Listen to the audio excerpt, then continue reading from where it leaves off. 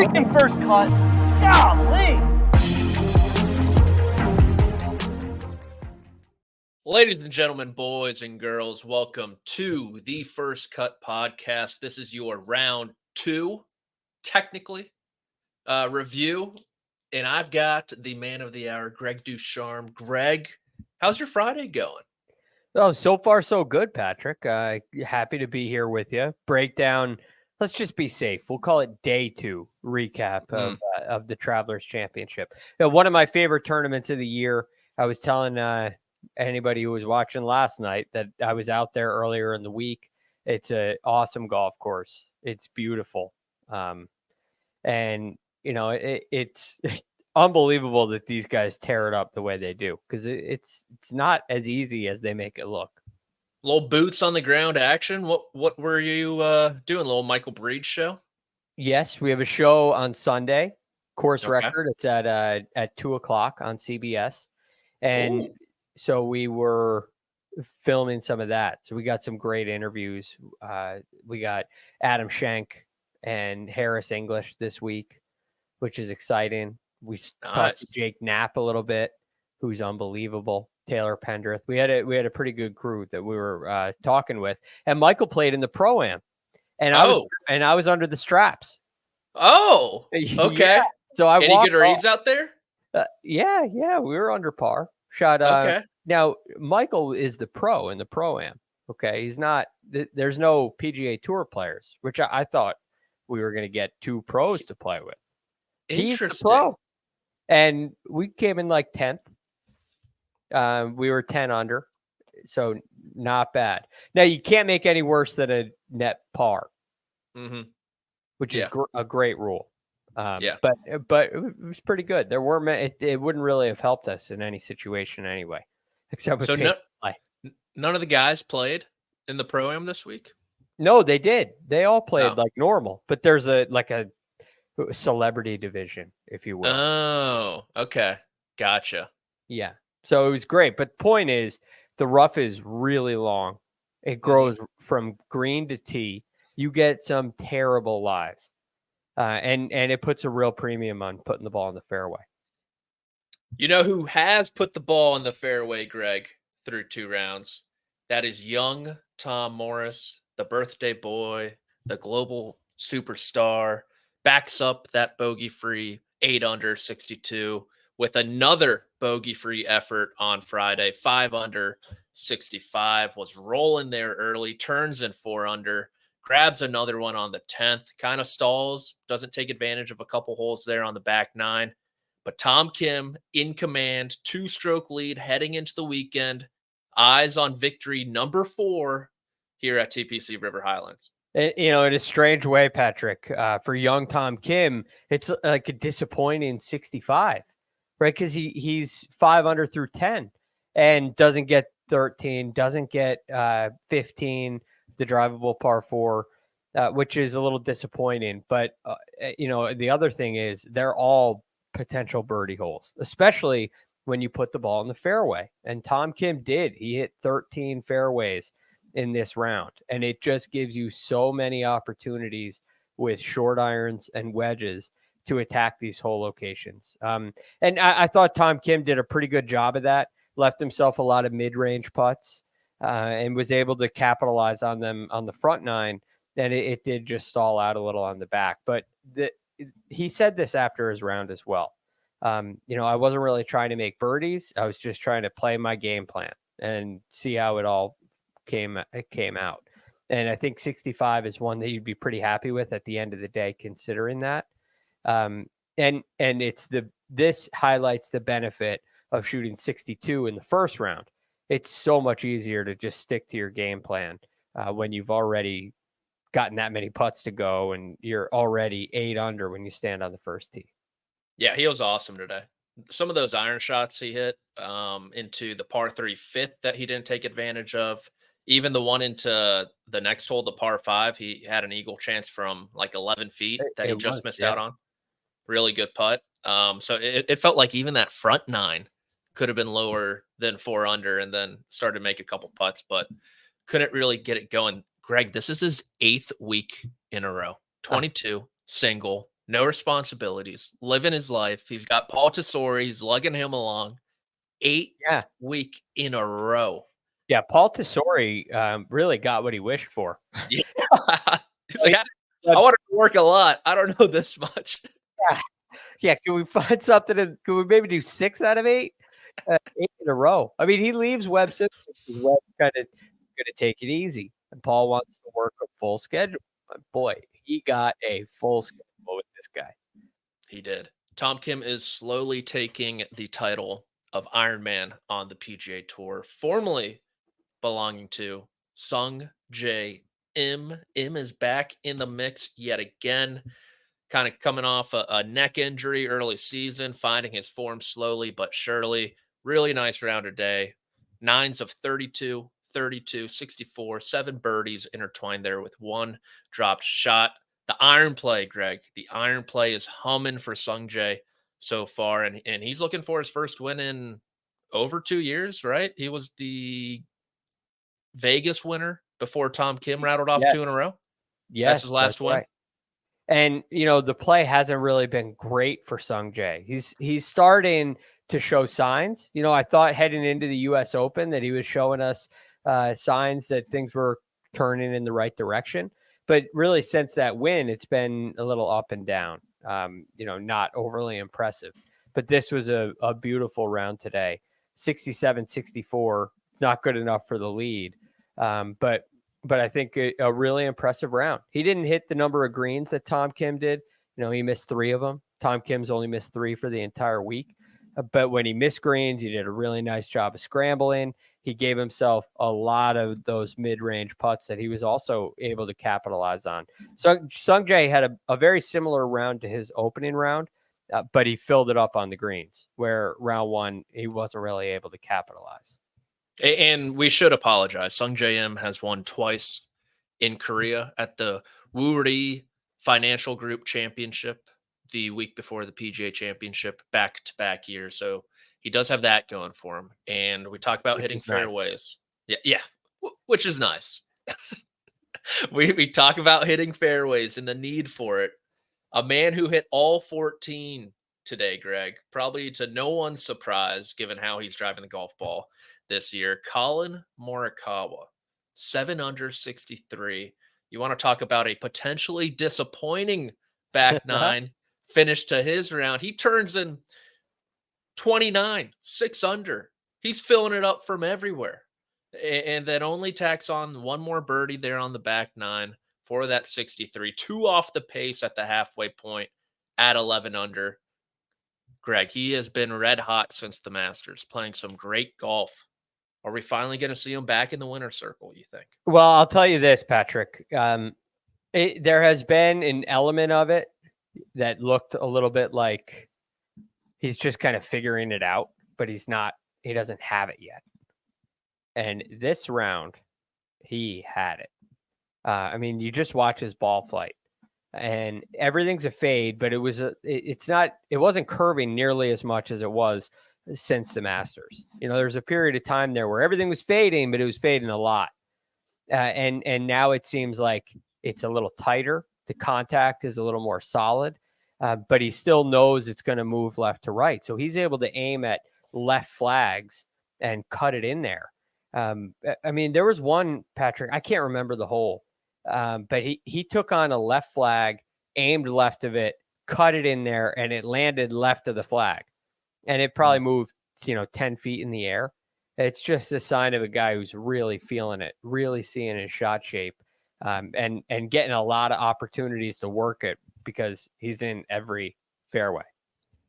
Yeah, he looks really good. And I think even with that iron play looking awesome, he missed only 2 greens today. There's still room for improvement. Like he made a ton of putts, obviously, but it felt like some of those approach shots, knowing where Collin Morikawa has been and has shown flashes of during this run, it feels like if he pieces it all together this weekend, it could be a fun show to watch. Yeah, I could see after watching today, I got to see a lot of what he did in this round. After watching that, I could see that proximity number just start getting closer and closer and closer. Mm-hmm. Yeah, I think he's just hitting better shots now. So yeah, I was very pleased with Morikawa. A lot of 15-foot opportunities and capitalized on him on the front nine. It continued on the back nine. He just didn't capitalize on him, which I'm sure you leave feeling a little disappointed. But look, Tom Kim set a really tough pace to keep up with, and Collin has kept up with it. Yeah, he looks great. Someone who has kind of been somewhat scratchy since that PGA Championship, Greg, has been Xander Schauffele. Didn't really look great tee to green at Jack's Place. Didn't look great the first 2 rounds at the U.S. Open. Scored unbelievably well. Found a little bit there on the weekend. Yesterday, tee to green, not his best effort. A lot of putting, but it seemed like he kind of took a step in that right direction today. Hit a lot better iron shots throughout the course of his round. He backs up his 5 under 65 on Thursday with another on Friday. He sits at 10 under despite a couple back nine bogeys. Xander, the Zan man, going for a second Travelers Championship title in the last 3 years and looking to put a stamp on a really memorable season so far. Yeah, it has been really memorable, and he's gotten himself right in the mix. And I'm not sure there's another player. I mean, I think this is interesting. I'm curious to get your thoughts. I look at this leaderboard, and I think that he is by far, at least of anybody inside the top 10, by far the most reliable putter in this field. And you talk about how he's been a little scrappy since the PGA, and he's been keeping it together with the putter. The thing about Xander is the putter doesn't really leave him. Like it is reliable. And I think that's going to be a really big asset heading into this weekend when you have to just go fill it up with birdies. I trust Xander Schauffele's flat stick more than anybody else's around the lead here. I totally agree. I think the one person who could potentially keep pace with him is Tom Kim. But you look at these names inside the top 10 right now, and it's Shane Lowry. He's 29th in putting right now. Justin Thomas. I'm not trusting that. Sungjae, hot or cold. Scotty Scheffler. It comes and goes, obviously. Akshay, Collin Morikawa. The name, like you said, when it comes to putting, is Xander Schauffele. He's probably, I know Scotty Scheffler is definitely the best player in the world, but I think the case could be made that Xander Schauffele is the most well-rounded. Yeah, I think you could make that case as well. I don't think that Xander's as good a driver of the ball as Scotty, but it's close. I don't think he's as good of an iron player as Scotty, but it's close. He's probably not quite as good with the short game, but it's really close. And he's a better putter. Mm-hmm. Pretty clearly. Yeah. For a long period of time. So, I don't think there's anything wrong with that statement. And with the major championship trophy, sometimes you get in this position where you just start, like Kyle says, you fall into wins. You just keep putting yourself in the mix. I think if Xander gets himself in the mix on the back nine on Sunday, he's going to have a little more belief that he can get it done. And he's a scary guy to play against if he has that belief. Yep. And I mean, he did kind of fall into the wind last time here with Sahith on the last hole. It's a great point. Doing the whole dance in the bunker. Okay. Yeah. I believe Josh wants me to take a break now, which is a buzzkill because we were rolling. But we will be right back after a quick word.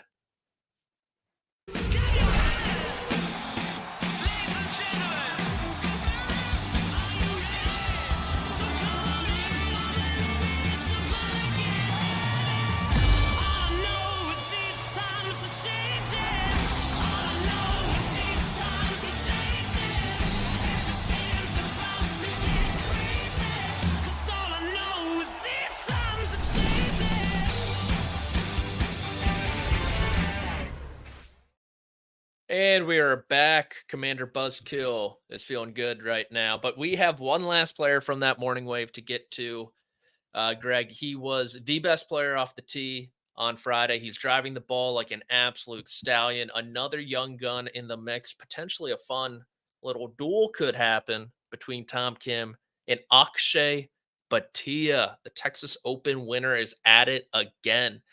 5 under 65 to follow up that opening 64. He sits at 11 under alongside Collin Morikawa. And we talk about Tom Kim and Collin Morikawa peppering fairways. Akshay Bhatia is doing that as well, but he's doing it with a bit more pop off the tee. And the iron play looks good. Had it going on that front nine as well, with only a couple or 3 pars intertwined there, turning 4 under. Bogey on the last, felt like he could have potentially tied Tom Kim, but instead he drops a shot heading into the weekend. 2 back, looking for his 2nd win of the season, 3rd of his career. Yeah, 65 that very easily could have been 63. I know that's much easier said than done, but he did hit it in the water at number 13, which he felt like he was just trying to get it a little too close to the pin, get a little too much out of the club there. And then with a short shot into 18, he dumps it in the bunker and makes another bogey there. So those 2 situations are probably a little disappointing, but all in all, he's doing exactly what you said, Patrick. He's putting the ball in the fairway, giving himself plenty of looks, and he's pouring them in. The long putter has been a game changer for Akshay Bhatia. I mean, last year he was a very good ball striker and a terrible putter. And it was always a concern that he could lose you 6 shots on the green. And going to this broomstick at the ripe old age of 22 years old has created a consistent putter, which I think is very interesting. You know, like Adam Scott went to the long putter and became a consistent putter, but he was kind of past his elite ball striking prime. And Akshay might not even, he's not even in his ball striking prime yet. And already potentially has a consistent putter in play. It could make him a real factor, not just this week, but going forward for the next 30 years on the PGA Tour. Oh gosh, 30 years. Bunch of 22-year-olds duking it out. Yeah, I think it takes a lot of guts to be 21, 22 and making that switch. A lot of guys, you don't want to at that age, right? You want to be able to think that you're good enough and skilled enough to use a conventional putter. Maybe it just is a change in the grip or a change in the putter style, from like Scotty Scheffler, from a blade to a mallet. But to do it, I think it takes a lot of guts, and it's cool that it's paying off for Akshay. Yeah, I mean, why wouldn't you do it if it's going to work, if it's going to help you? Like, let's address the issue now instead of, toiling around and wasting potentially really good, strong performances just because of what you're holding in your hands. It's made a big difference. I mean, Josh has the exact stats here in the chat. 183rd last year in strokes gained putting, up to 42nd this year. And that'll be a key recipe heading into the remaining 2 rounds of the Travelers. Yeah. And I mean, look, these young guys, Tom Kim's not the only one playing a ton of golf. This is 7 in a row for Akshay. These 22-year-olds are just like, it's summertime. What else are you going to do? Yeah, it's summertime. I'm 22. I just want to golf with the boys. Well, would you rather play golf at home and not get paid, or play golf out on tour and have a chance to win $4 million? Yeah, it's awesome. $3.5 million. It is awesome. It's absurd. I love that they're doing this. They're just going to play all summer. Yeah. Just keep on going. Just keep running. Maybe we'll take a couple days off to travel to Scotland, but we'll play the Scottish Open and the Open. Yeah. All right, we got to get to the afternoon wave, headlined by world number 1, Scotty Scheffler. The Chef looking for win number 6 on the season. Had a little bit of some trouble yesterday on the par 5-6, but outside that, played a pretty solid round. Had the putter rolling in the right direction, looking good. He gets to 10 under as well. He has a few holes left, 2 holes left per the stats in front of me, but somewhat of a slow start on Friday. Even par through his first 5 holes, exchanging an early birdie for an early bogey. But then he kind of gets it going, couple birdies there to close out his front half. And then right before the rain delay, Greg, birdie on 13, birdie on 14, birdie on 15, creeps inside the top 5, only a few back of Tom Kim. Still has a couple to play, obviously, but Scotty Scheffler, shocker, breaking news alert, is in position to win a golf tournament yet again. It's a wonderful example of his style of play because he doesn't make mistakes. And so he's not tight with his iron play, right? It hasn't been elite Scotty Scheffler so far this week, but he puts the ball on the green and he gives himself some long birdie putts. And then he hits a good shot and it's a short birdie putt. And every time he puts a circle on the card, he just moves himself closer and closer and closer. Takes advantage of number 6 today. He didn't yesterday. Gets 13, the other par 5. That's great. 2 under on the par 5s for the day. Gets 14, which is a little wedge. If you hit the fairway, which he's been hitting every fairway, it seems, it's just a little flip wedge in there. And then 15, you're right up by the green in 1, and he capitalizes on another birdie. So he's 5 under through 16 holes, 10 under for the tournament, and it feels like he hasn't done anything. It does not feel like he's played particularly well. He's just continues to give himself makeable birdie putt after makeable birdie putt, and enough of them are going in right now. And he's also birthday twins with Tom Kim. Scotty Scheffler turning not 48, but 28 today, playing well on his birthday, him and Tom Kim. If Scotty can finish his round in time, gonna eat some pizza together, gonna celebrate their good times together. Yeah, I don't think that's gonna happen tonight. I don't either. They should just call them in, man. I don't understand it. There's like 8 guys left on the golf course. 14. Call them in. Scotty and Tom go get a little pizza. Scotty can take the young lad under his wing, show him how to order a good pizza, how to hang out after a round of golf, how to rest. What's your pizza spot up there? Sally's? Is that right? No, I'm not in New Haven. So Okay. Sally's, I prefer Frank Pepe's if I'm up there, but Okay. I am very close, right around the corner to another very well-known Connecticut pizzeria called Colony Grill. Oh, I've heard of that. Yeah. Oh, have you really? Yeah. Very good. It's different style, right? It's a kind of a bar pizza. Mm-hmm. It is a bar pizza. If you go out with 4 people, you're going to get 4 pizzas. You can eat a whole pizza. But it's phenomenal. Very close by to my house. Very cool. You know who else could probably eat a whole pizza, Greg? Shane Lowry. And that's who we're going to be talking about next. The Irishman, still on the golf course, 4 holes to play. He is 1, 2, 3, 4, 5, 6, 8 under. So the magic number potentially in play here.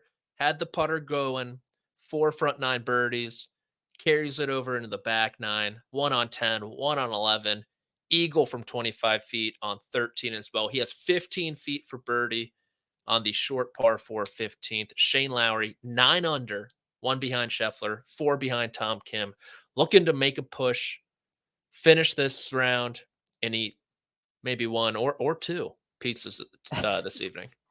It's a different experience when you're driving the ship, Patrick. I'll tell you that. Josh goes, what an insane transition.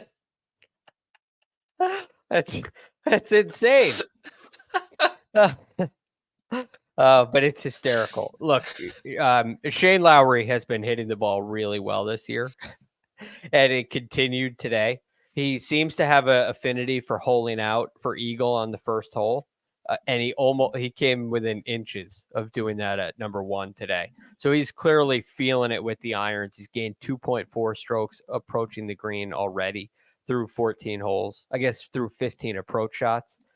So he's really grooving. And the thing that has held us back, Patrick, you know what it is? It's the putter. And now all of a sudden you're seeing this dramatic variation. Like it used to be just earlier this year, it was just bad. Now all of a sudden he'll gain 9 strokes in a round and then lose 2.5 and then gain 4 like he's done today, gain three strokes approaching the green, or I'm sorry, putting. Third and putting, third approaching the green, that's a recipe for, challenging 59 and getting out early in the morning or late tonight after the rain settles. I know some of your momentum is cooled off, but in those conditions, it could open some things up to go throw another dart at 16. Give yourself a wedge into 17 with a little backstop there. Throw another dart, and 18 will probably be a little longer after the light rain they had. Light. Oh, it was pouring. So 18 will play a little longer. It won't be quite as fast, but it'll still be a wedge in. And I think having 3 birdies in a row to close is a real possibility. And I mean, it was getting pretty windy out there late before the storm rolled in. You saw the trees going like Shane Lowry's putting up and down, side to side. It's kind of like GameStop. Roaring Kitty's like, all right, we're going to buy today. Shane Lowry gains 5 strokes on the green. Something like that. Yep, it's unreal. I don't trust it for tomorrow, but he might be able to put together a pretty special scorecard here. All right, and the man he is sitting alongside on the leaderboard and in his pair, Justin Thomas, fresh off his miscut at the U.S. Open. Bit of a slow start to this tournament, but got it going late on Thursday. Carried the Momo into Friday. Bowls a turkey of birdies, 4, 5, and 6. Turns in 3 under, adds 1 on 10, adds 1 on 12. From off the green, the big bird lands on 13, just like Shane Lowry. And just like Shane Lowry, he sits at 9 under on the green on 15, 32 feet for birdie. Didn't hit the best pitch from short of that green, but Justin Thomas, for the second straight year at TPC River Highlands, seems to have brought his game.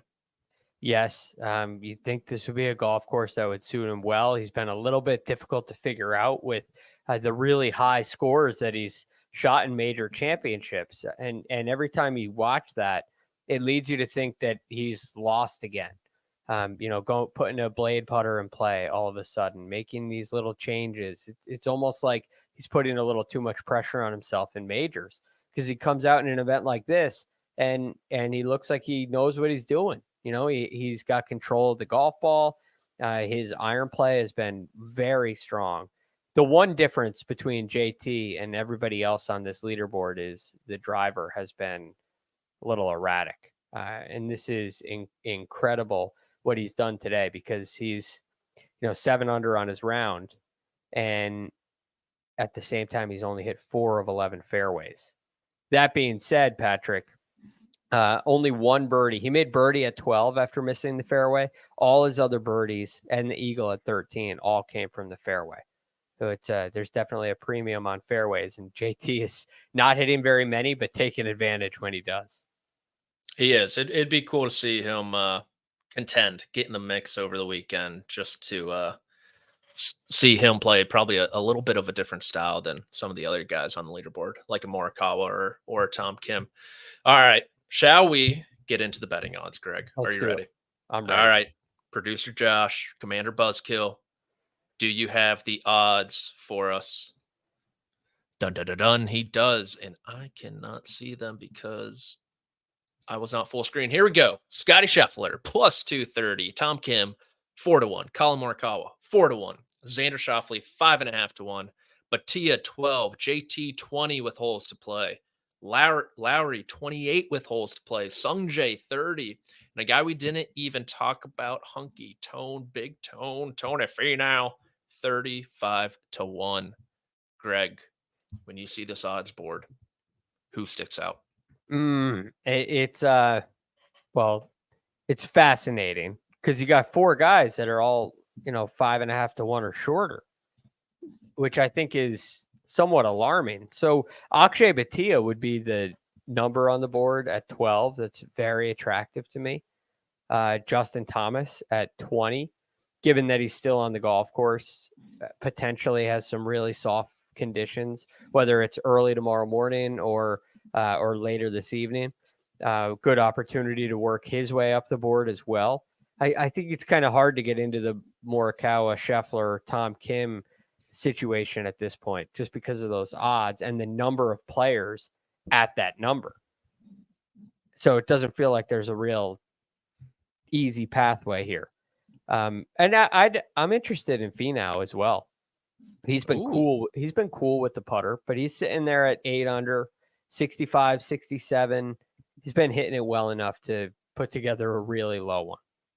Yeah, he is. I think ultimately Tom Kim is going to win this golf tournament, but like you said, 4-1 with the cluster at the top. There's going to be a lot of movement. You would think probably not a great time to jump in. I think Sungjae is pretty interesting, hitting his irons pretty well at 30-1, proven winner there in Korea at the Lowry Financial Group Championship, of course.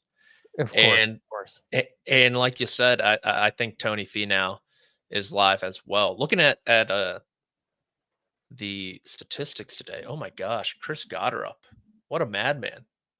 Sorry, 4.5 on approach, losing 1 putting, shot 5 under. Yeah, and then Hoagie, Cantlay, Bobby Mack. I'm not interested in them. I think I'd go Sungjae or Tony Finau. Yeah, I think that's kind of. I go Akshay over Sungjae. Akshay's playing great. He is. Yeah, the way he's driving the golf ball is going to be such a weapon, especially if it's with Collin or Tom Kim, just pushing it past them. So what do you think when you look at this tournament? Really low scores. I mean, it's begging for a comeback, right? I just see somebody going out tomorrow and shooting 62 and completely changing this. And for Tom Kim, another 65, you get to 18. Does Tony Finau go shoot 62, get within 2? You know, I think there's a lot of opportunity for guys to make moves over the weekend. Okay, who are your 62 candidates tomorrow? Okay, well, Tom Hoagie and McIntyre shot 62 and 63 today. So they're out. They're off the board. I think Patrick Cantlay is a 62 candidate. Yeah. I think in a strange way, I think Denny McCarthy is a 62 candidate. You're taking all of the guys I'm gonna name. Yeah. Yeah. I think Akshay is a 62 candidate, even though he shot 64, 65 already. Interesting. And okay. Tony Finau. Interesting.